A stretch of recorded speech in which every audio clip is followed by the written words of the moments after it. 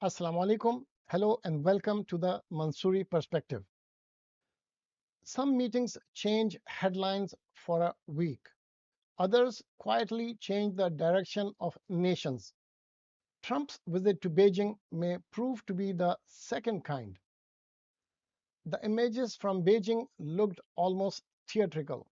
Red carpet stretched across the tarmac, Chinese school children waving American flags in rehearsed rhythm, Donald Trump standing beside Xi Jinping under the bright lights of the Great Hall of the People, while military bands played and cameras flashed across the world.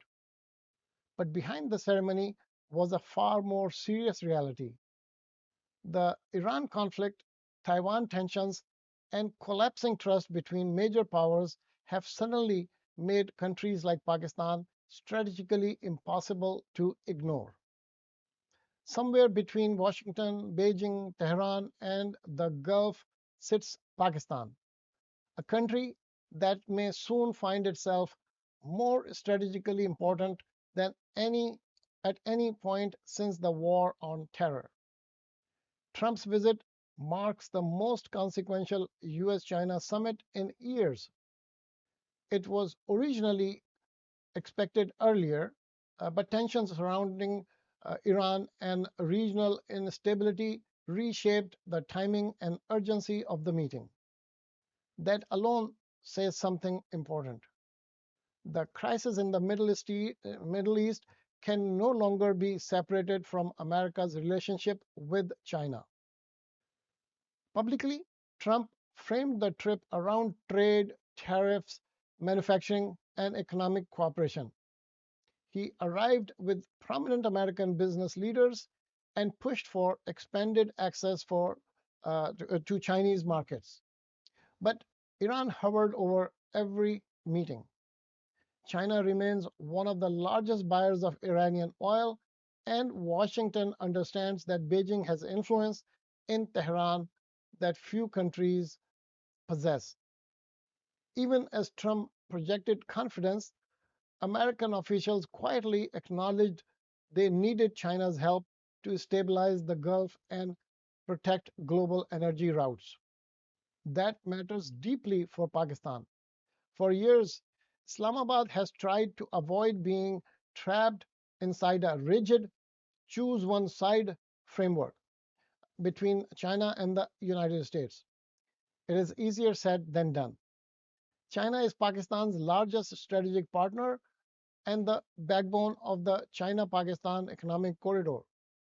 The United States remains essential for trade, diplomacy, global finance, military coordination, and the millions of Pakistani Americans who form a living bridge between both countries. Over the past several months, Pakistan also tried to position itself as a stabilizing diplomatic actor during the Iran crisis. Pakistani officials coordinated closely with Beijing on calls for de escalation and stability in Gulf shipping routes. Islamabad understands that any widening regional conflict would hit Pakistan hard economically and strategically. China increasingly sees Pakistan not only as an economic corridor but also as a strategic connector between South Asia, the Middle East, and the Arabian Sea. Beijing understands that instability in the Gulf threatens Chinese energy security. Pakistan, because of its geography and relationships with both Iran and Gulf states, becomes valuable in ways that go far beyond roads and profits and ports. Gwadar is no longer viewed in Beijing as simply a development project. In China's long term strategic thinking, it is part of a broader effort to reduce dependence on vulnerable maritime routes stretching through the South China Sea and the Strait of Malacca. Washington's calculations are changing too.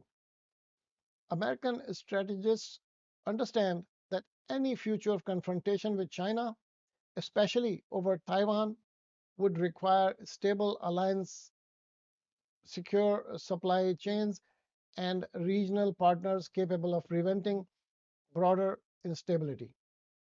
During the Beijing summit, Xi reportedly warned Trump directly that mishandling Taiwan could lead to conflict. Islamabad understood that message immediately because every escalation between Washington and Beijing narrows the space for countries trying to maintain meaningful relationships with both powers. Pakistan has seen this kind of geopolitical competition before. During the Cold War, Pakistan became central to America's anti Soviet strategy. After 9/11, Pakistan again became indispensable because of Afghanistan. But this era feels different. The competition is no longer only military, it is economic, technological, maritime, and political all at once. And unlike previous eras, Pakistan now has a far deeper relationship with China than it did with any major power during the 20th century. For Pakistan, the opportunity is obvious. So is the danger. Pakistan today is economically weaker, politically more fragile, and operating in a far more dangerous region than it was during earlier geopolitical confrontations. If tensions between Washington and Beijing continue rising, Islamabad could eventually face pressure from both sides. Washington may push countries to reduce technological or strategic dependence on China. Beijing may expect stronger diplomatic alignment from close partners. Pakistan's leadership will have to navigate this carefully because its economy cannot afford isolation from either camp. There is another reality Pakistani policymakers understand well. Instability in the Gulf directly affects ordinary Pakistanis. Rising oil prices damage Pakistan's fragile economy almost immediately. No government in Islamabad can ignore the fact that economic shocks from thousands of miles away can raise fuel prices overnight in Lahore and Karachi. That is why Trump's Beijing trip matters far beyond America and China. It signals that even during confrontation, both powers still recognize the danger of pushing the international system too close to the edge. But history is full of moments where leaders believed they could manage tensions until events moved faster than diplomacy. Pakistan now stands at the intersection of nearly every major geopolitical fault line shaping this century. China and America, Iran and the Gulf, trade and energy, diplomacy and conflict. The two giants are shaking hands right now. Pakistan built the room. The handshake in Beijing may last only seconds on television. The consequences to Pakistan could last decades.